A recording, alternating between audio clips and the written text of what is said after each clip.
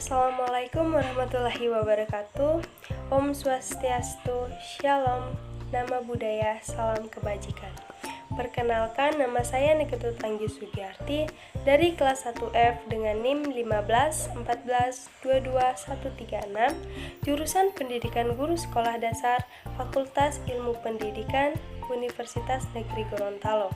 Pada video kali ini, saya akan memaparkan materi dari kelompok 2 mengenai pendekatan dalam manajemen kelas. Pengertian pendekatan dalam manajemen kelas. Kata pendekatan sering disinonimkan dengan kata approach yang berasal dari bahasa Inggris. Sementara pendekatan secara bahasa dapat diartikan sebagai proses atau cara perbuatan mendekati. Pendekatan dalam manajemen kelas dapat diartikan sebagai cara pandang seorang guru dalam kegiatan pengelolaan kelas. Cara pandang tersebut kemudian menjadi semacam guideline bagi seorang guru dalam mengelola kelas. Adapun pendekatan merupakan unsur penting yang harus dikuasai pengajar sebelum mempersiapkan perencanaan pembelajaran. Guru sebagai pekerja profesional sesuai dengan Undang-Undang Guru dan Dosen Nomor 14 Tahun 2005 diwajibkan untuk memiliki seperangkat kompetensi antara lain kompetensi kepribadian, kompetensi profesional, dan kompetensi pedagogik. Kompetensi kepribadian berhubungan dengan bagaimana akhlak, kedewasaan, dan kewibawaan yang dimiliki seorang guru dalam kompetensi sosial. Sementara kompetensi profesional berhubungan dengan kemampuan guru terhadap penguasaan materi pelajaran yang diampuhnya. Sementara itu, kompetensi pedagogik berhubungan dengan cara atau metodologi bagaimana guru mengajar. Kemampuan guru dalam mengelola kelas termasuk salah satu dari perwujudan kompetensi pedagogik. Keterampilan pertama yang harus dikuasai oleh guru untuk mengelola kelas adalah keterampilan dalam memahami, memilih, dan menggunakan berbagai pendekatan dalam manajemen kelas. Ada dua jenis pendekatan dalam manajemen kelas, yaitu pendekatan otoriter dan pendekatan intimidasi. Pendekatan otoriter. Pendekatan otoriter adalah suatu pendekatan pengendalian perilaku peserta didik oleh guru.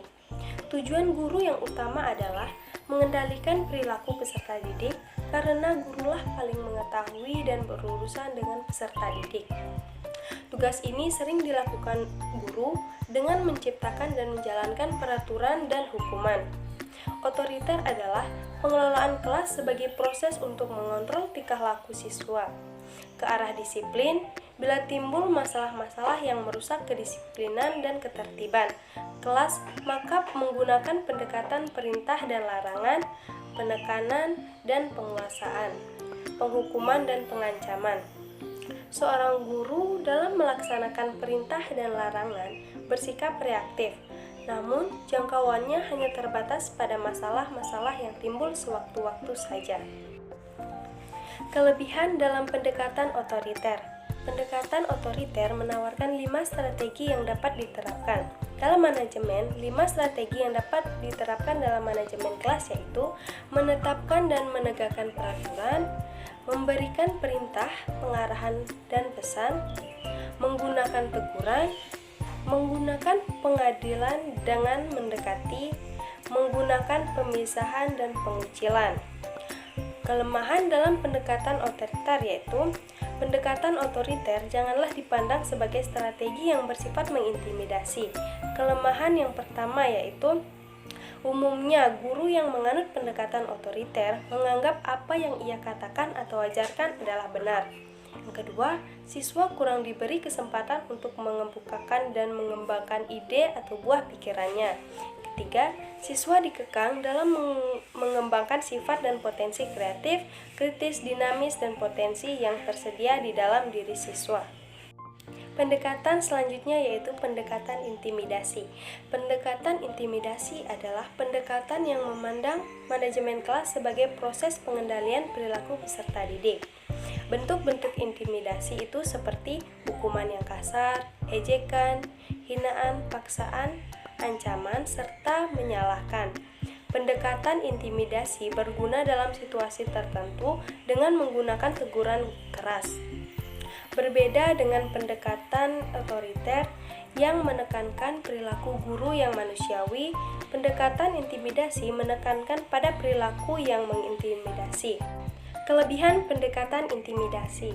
Yang pertama, pendekatan intimidasi berguna dalam situasi tertentu dengan menggunakan teguran yang keras.